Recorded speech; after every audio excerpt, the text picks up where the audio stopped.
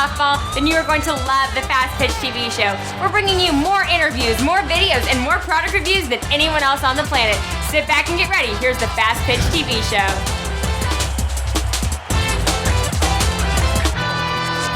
Hello and welcome to the Fastpitch TV show. I'm your host, Gary Leland, and I bring you this show every week, so sit back and enjoy. Now, normally I bring it to you on Thursday nights real late if you kind of want to know. Now, if you found our show on Facebook, YouTube, your Apple TV, some other video sharing device, please check out our website, fastpitch.tv. It's the home of the Fastpitch TV network and the place to find all my softball video channels and softball blogs. Basically, it's a network for Fastpitch softball media, so check it out. Now, if you're a regular viewer of this show, you know I'm a big fan of Softball Con. Softball Con is held every January in Louisville, Kentucky. Now, if you're not familiar with Softball Con, go to their website, softballcon.net, and check it out today.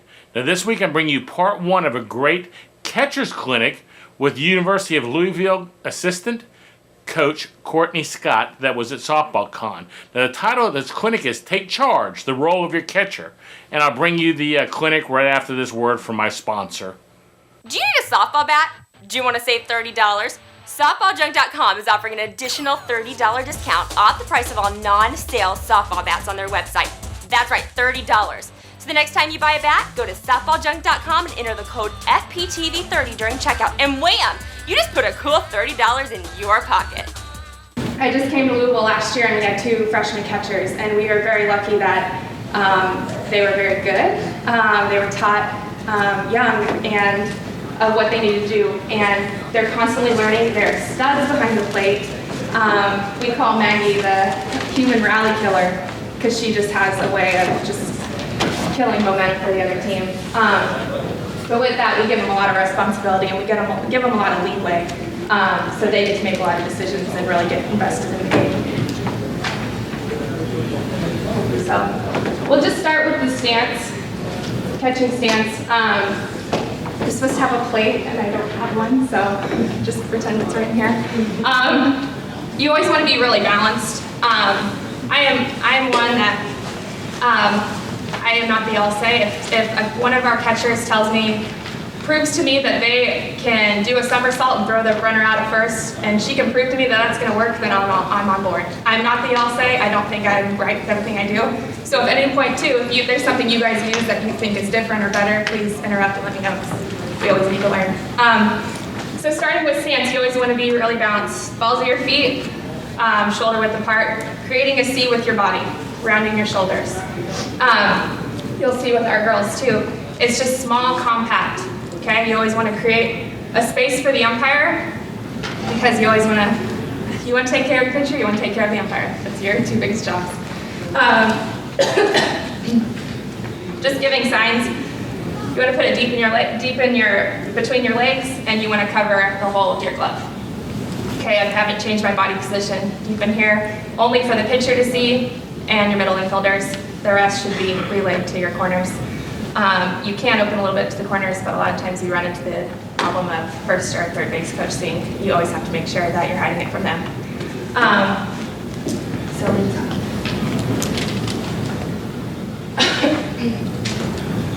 And this worked at home. And, oh, there we go. So she'll just give a sign to pop into our spot. Give the signs comfortable, and then she pops a little bit more onto her toes so she's in a ready position. We actually don't vary our stance for with runners on or without runners on. Maybe a little bit more on your toes, a little bit more if you're butt in the air, but we want to stay as low as possible, and they need to be explosive from any position they're in, whether there's runners on or runners off. Receiving. We don't frame, we receive. A lot of times you'll see a lot of jerky motions receiving or trying to frame pitches. We believe in receiving pitches.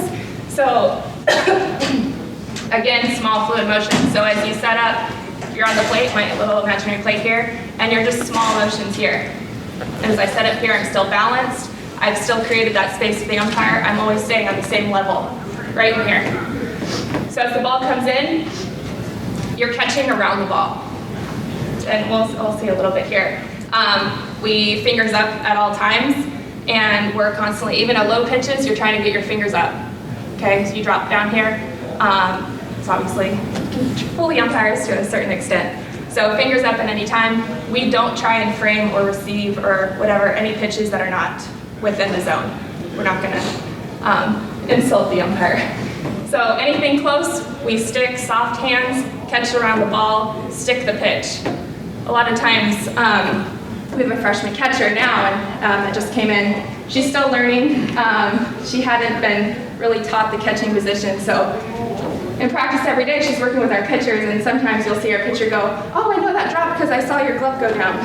It's like, okay, well that's good. Because a lot of pitchers, I don't know if you work with them, they can't really see the movement from their perspective, so they rely on your pitching coach or their catcher a lot.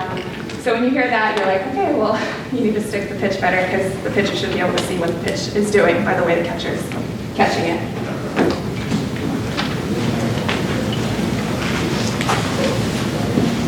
One drill, I have just a few drills scattered in here. If you ever want more drills for it, I have more. Just interrupt me at any time. One thing we do, we use a paddle glove. A lot of times you just use the paddle glove for infield drills. And using soft hands, it works the same way for catching. Put the paddle glove on. We use light flights. You could use regular balls, but we use light flights for it. And you just work on small fluid motions and getting around the ball. So every time we throw the ball in, the ball should be landing right back at the plate. So you'll see Maggie in this drill, and she's just right here, right back at the plate, and back, right back at the plate, and back. And you don't want a big bounce off because it needs to be soft. I don't even know where I'm going.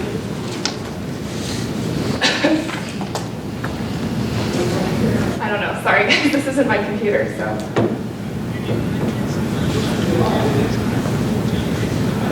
Okay, well just take my word for it. That paddle glove or light flight, put a plate in the middle, toss maybe 15 feet out, and you're not throwing rockets, you're just getting her used to it, and just have her fluid motions, continuous motion back and forth, so she can get used to moving in and out with ease. Soft hands, deflecting the ball right back to the middle of the plate. Coach, back on your receiving, Yes. what's your philosophy in regards to a low pitch, either receiving up into the catcher or glove down? You were saying you want your hand position here. What's your... I like fingers up as much as possible. We have one catcher that catches up and brings up a little bit, and we have one that literally just kind of goes under it and sticks it right there. Both are effective, whatever they're more comfortable with. Our one catcher, Maggie, she just has a way of softly bringing it up a little bit. The less movement, the better. Less motion, the better. So if you can get your fingers up, it looks like a higher pitch, even if you have to catch it a little lower, and just kind of stick it. Versus tracking it and bringing it up this way. Yeah. I think you won't get as many calls doing this.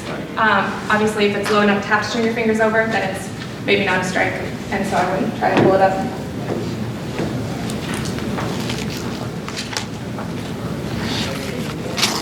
Okay, this is a problem.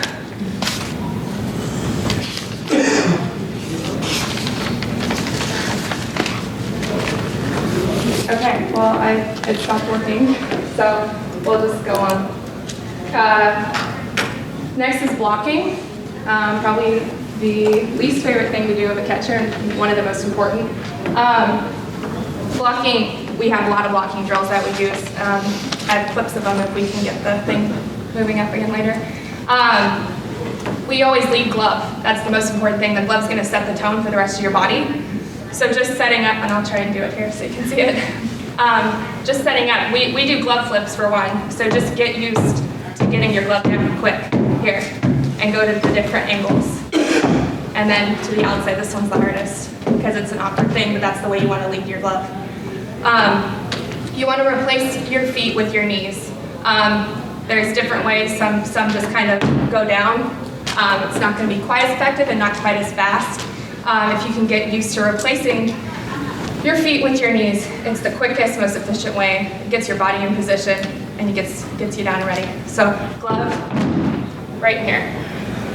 Okay, I'm creating a C with my body. It's going to be a recurring theme here with catching. Create a C with your body, rounding your shoulders. You're always going back to home plate. So whether it's A middle pitch, an outside pitch, an inside pitch, you're always going back to home plate, so when it bounces off, you know where to find it. The other thing too, head down. A lot of times you'll see with especially young catchers, the first reaction is kind of flinch, and I do that now that I'm old and retired from catching our pitchers. So I'm more of a do what I say, not as I do coach these days. But you are fully covered and everything is protected when you stay straight on. Head down, your thighs are hard, it's not gonna hurt when it hits there. Chest protector, mask, everything's good. Glove always in the hole, you're not trying to catch, you're trying to block. So that's one common mistake that catchers will do is they'll see the ball go up and they'll go here, and now if it bounces off your body, you're not in position, you're not gonna know where the ball's going. And if it takes another hop, it's gonna go through your legs. It should never go through your legs as a catcher, ever. Your glove should always cover that spot. So down, your gloves here, hands, always protect this hand. I didn't mention that in the stance. Always protect your hand. This is the one thing that's gonna keep your catcher out of the game. I played until I was about 26. My mom still yelled at me in the stands when my hand came out. So always protect it. I used to just kind of hit my butt or kind of tuck it in here because if it comes out, you get a foul tip, you break your finger, you're out for a few weeks. And you can't lose your catcher for 3 weeks. It's a deal breaker here, right? Going to the right, set up middle, you want to kick out with your right foot and throw your body around right back to the plate. So we'll try it again here. So you're right in here, my imaginary plate's in here. I think I might have scraped my knee on that one. So you're right back here, you're still creating your C. If it reflects off of me, if my shoulders are rounded correctly, it's going right back to plate, I know where to find it. Okay?